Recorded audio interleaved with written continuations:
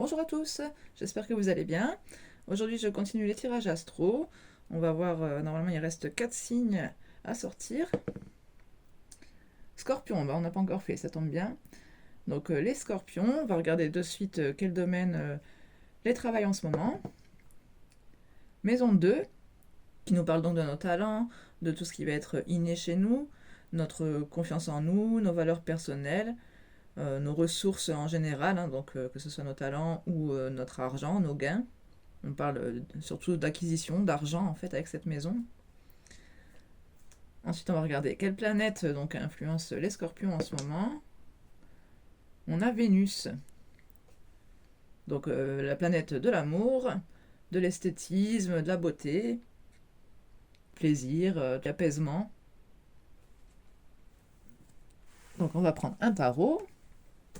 Je vais commencer. On va prendre que les arcanes majeures pour commencer.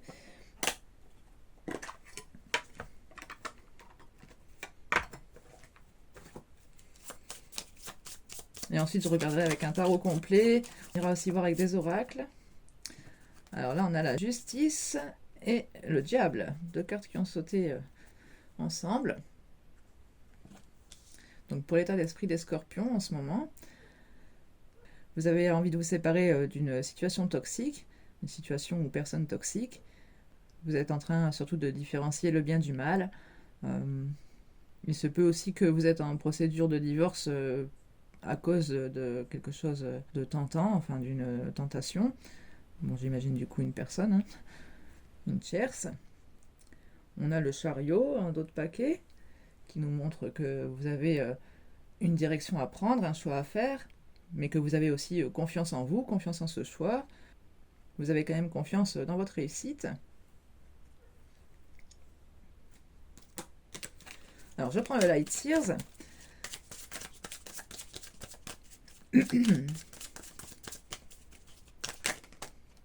On a une reine de pentacle qui veut sauter.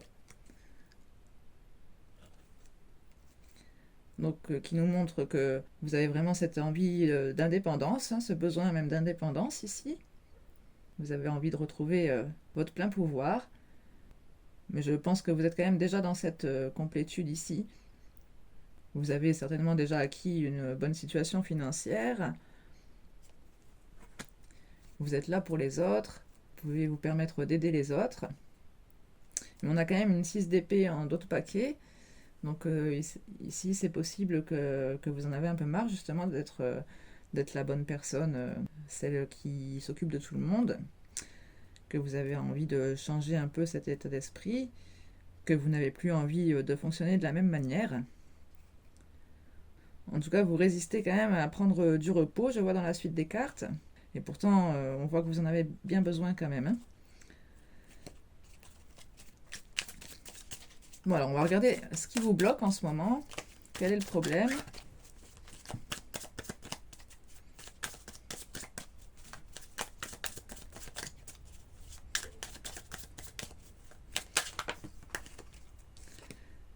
J'ai la 5 de bâton qui a sauté bien à part. On a la tour aussi, je vois ici en tête de paquet. Donc ici, le problème, c'est qu'il y a du conflit autour de vous, que vous devez vous battre, vous êtes dans une sorte aussi peut-être de compétition, il y a une rivalité quand même, vous devez dédoubler d'efforts pour y arriver. En tout cas, ça vous challenge. On a une reine de bâton aussi en d'autres paquets. Alors, je vais préciser du coup directement la carte.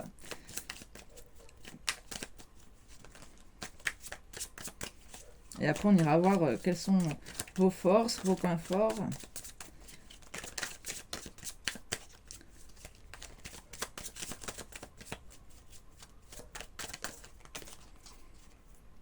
On a le monde.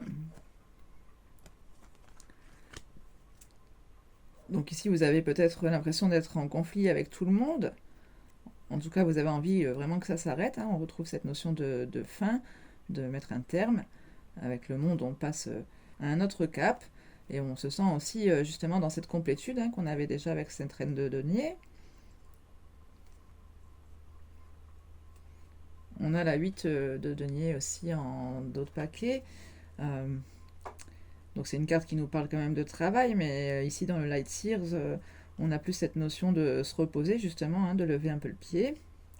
On voit que vous êtes quand même arrivé à une fin de cycle, encore une fois, avec ce 10 de bâton, 10 d'épée, pardon, mais vous avez pu être trahi. Vous avez été trahi par plusieurs personnes ici, hein. On nous parlait quand même avec le monde aussi, justement, peut-être de plusieurs personnes. Alors, on va regarder quelle est votre force. Qu'est-ce qui vous aide en ce moment?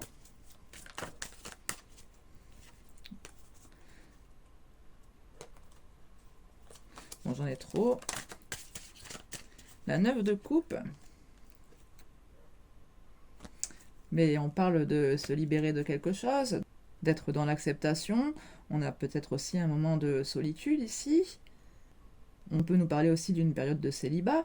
En plus, on l'avait déjà ressenti avec la reine de denier, du coup, ce côté indépendant aussi, hein. Ça peut être par rapport à un couple. Bon, vous adaptez, hein, le tirage, ça reste général. Vous adaptez en fonction de votre situation.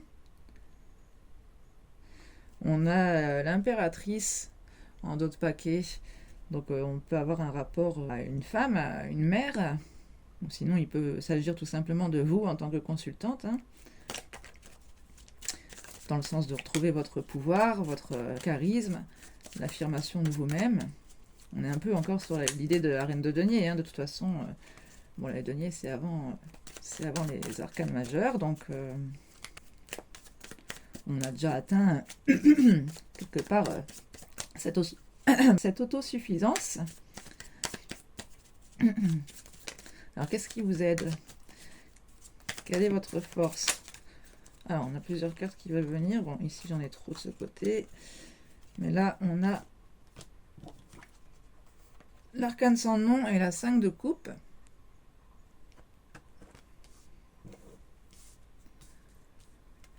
On nous parle vraiment de changer sa façon de voir les choses. On nous parle d'une véritable transformation dans votre vie, suite à une peine de cœur, hein, j'imagine, avec la 5 de coupe. En tout cas, on nous parle d'une blessure émotionnelle. On peut devoir travailler aussi sur nos blessures, justement, hein, les 5 blessures de l'âme. C'est quoi? C'est des trahisons, injustices. Bon, ça doit être sûrement injustice, d'ailleurs, vu qu'on avait quand même cette carte en état d'esprit. Trahison, injustice, abandon, humiliation et rejet. Bon, avec la toxicité du diable, il peut y avoir quand même plusieurs situations liées, hein. En général aussi, les blessures se lient entre elles. Enfin, il y a plus ou moins des concordances aussi entre les blessures. Et puis après, ça dépend des personnes, hein. Il y a certaines personnes qui vont vivre une situation de trahison comme une injustice et d'autres comme un abandon. Enfin, voilà quoi. Après, c'est assez subjectif. On a un as de bâton en dos de paquet. Donc on nous parle quand même d'un nouveau départ, de quelque chose qui vous passionne. Ah bah on a le soleil derrière, donc là ici vous rayonnez avec cette nouvelle passion. Oh, eh ben on a un beau cavalier de coupe aussi. On nous parle peut-être de quelqu'un qui vient vers vous, vous déclarer des sentiments, hein. Ici on a une lettre, un bouquet. Il a déjà le petit pique-nique de près pour vous accueillir. En tout cas, il y a quelque chose à faire grandir. Il y a quelqu'un peut-être aussi qui attend de récolter un petit peu un retour, quoi, hein. Vous pouvez avoir des problèmes de communication, des difficultés, une certaine dualité à surmonter. On a aussi une 5 de denier, donc ici on retrouve aussi cette idée de blessure, de nuit noire de l'âme. En tout cas, on voit ici avec cette clé au fond qu'il y a une solution à trouver. Ah bah d'ailleurs, j'ai cru voir une clé aussi, bon, c'en est pas une, hein, mais en reprenant la carte juste à l'endroit de mon pouce ici.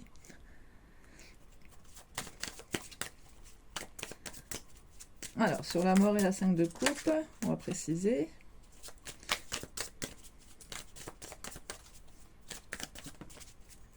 La lune.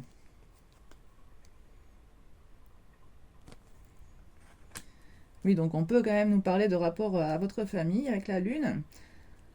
On surligne surtout le côté émotionnel, en fait, hein, tout ce qui va être un peu caché, refoulé. Oui, en plus, on a aussi un roi de coupe en d'autres paquets, donc c'est vraiment sur l'émotionnel ici. On nous parle d'avoir la foi. Donc ici, ce qui vous aide avec la lune, c'est vraiment d'aller fouiller un peu au plus profond de vous-même, hein, quelque part, de plonger un peu dans ces abysses. Et vous voyez, on a encore sur la lune, on a aussi cette notion de bien et de mal, entre, comme là, le chat noir et blanc, ici on a les loups noirs et blancs. Alors on va vous prendre une carte conseil, et ensuite on ira voir avec un oracle. Alors quel est le conseil pour les scorpions? On a une belle 2 de coupe.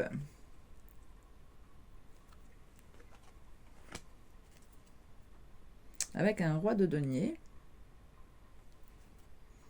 Donc ici on nous parle d'un lien existant, on nous parle d'une âme sœur, d'un lien d'âme.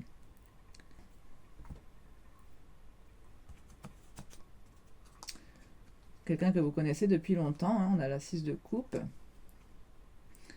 Quelqu'un avec qui vous partagez un passé commun. On nous parle aussi de lien d'âme, hein, justement, avec cette 6 de coupe. Je vais prendre mon oracle. Alors, pour les scorpions, s'il vous plaît.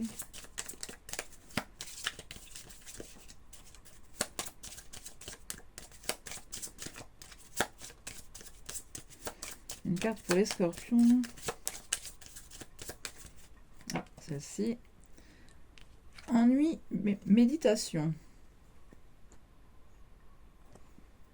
La 23-5, le pape, qu'on avait aussi tout à l'heure.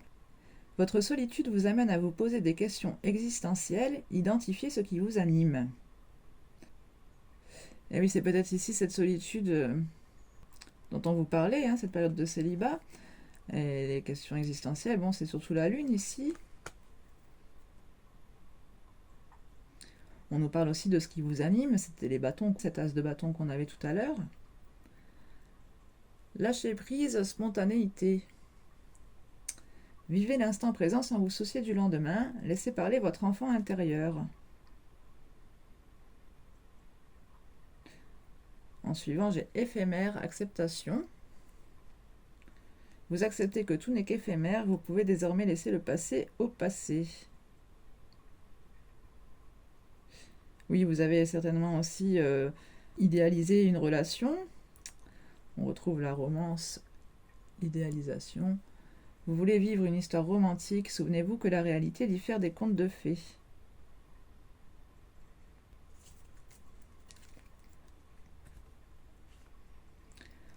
Bon, ici, je pense que vous avez quand même déjà laissé quelque chose derrière vous. Vous êtes peut-être en instance de divorce, hein, ou quelque chose comme ça. Vous me direz dans les commentaires si ça vous parle.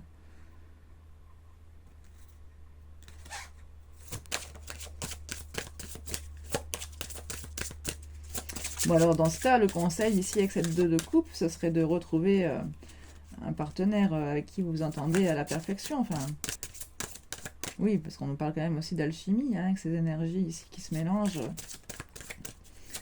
J'aime beaucoup cette carte.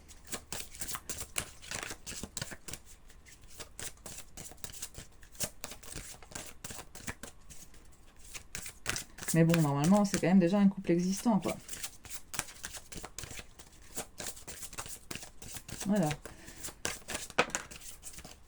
J'ai 2 cartes. Cœur cousu et cœur addictif. On retrouve cette toxicité du diable, hein, on peut nous parler d'addiction de toutes sortes. Et cœur lunaire en dos de paquet. Les rêves s'éveillent, rêver, révélation.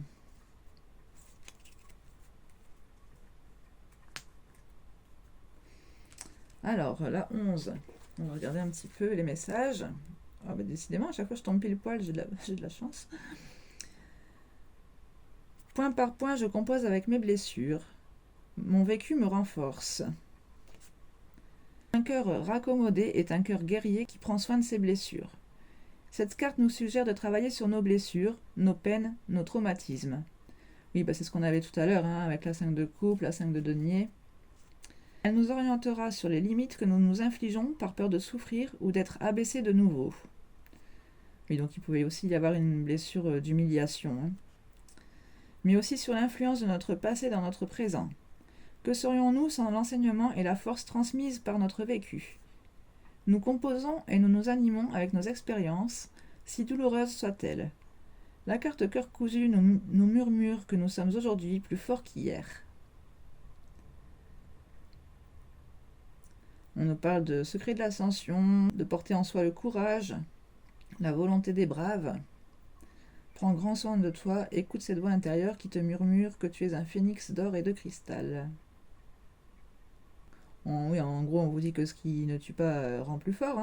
On voit quand même qu'il y a eu quand même beaucoup de situations difficiles. On l'avait vu déjà avec la 10 d'épée de toute façon. Mais... Et la cœur addictif.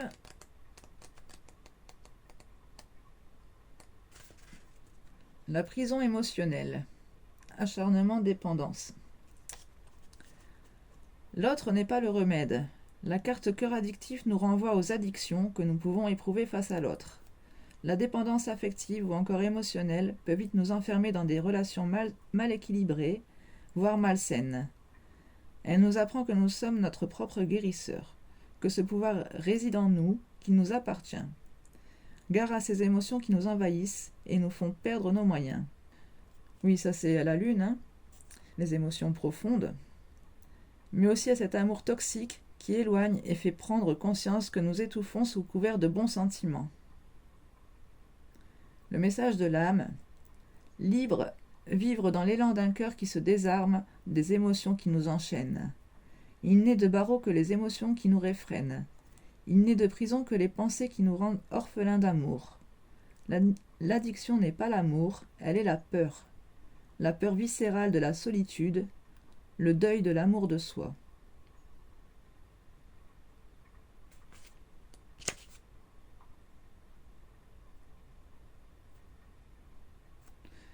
Et oui, avec la cœur lunaire, on nous parle de rêver, de s'émerveiller de chaque instant, même s'il est éphémère.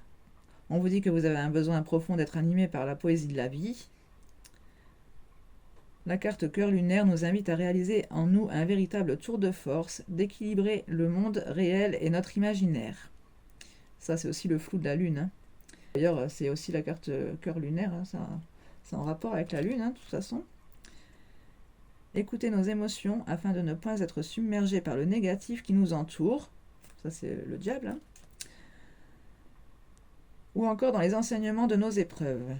Elle nous indique de nous protéger coûte que coûte de tout ce qui nous fragilise afin de conserver notre capacité à rêver, notre rayonnement intérieur, et préserver ainsi un équilibre entre nos rêves et notre réalité. Et le message de votre âme, c'est de conserver votre regard d'enfant qui rendra toute chose précieuse à vos yeux, car l'émerveillement est la source vive qui inspire les rêveurs. Bon bah voilà, moi je m'arrête ici. J'espère que ces messages vous auront parlé, vous auront fait du bien. N'hésitez pas à me faire un petit retour dans les commentaires, à mettre un petit like, à partager la vidéo, à vous abonner même si ce n'est pas encore fait. Et moi je vous retrouve très vite pour un prochain tirage. Prenez bien soin de vous. Tchuss!